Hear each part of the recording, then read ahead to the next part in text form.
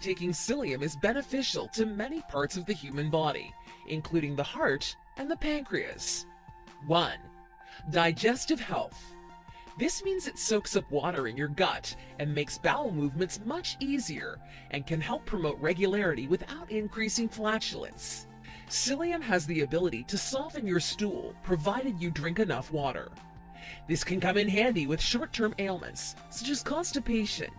Used in this way, it can prevent complications of constipation such as hemorrhoids and anal fissures.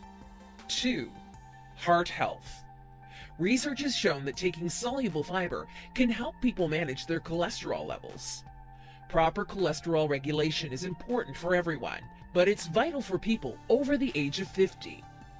One study shows that at least 6 weeks of daily psyllium intake is an effective way for people who are obese or overweight to lower their cholesterol with very few side effects.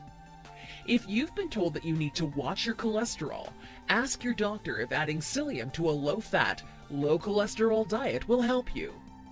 Numerous studies have shown that fiber like psyllium, taken as a part of a healthy diet, can help lower a person's risk of heart disease. Psyllium can affect your heart by lowering blood pressure, improving lipid levels, and strengthening heart muscle.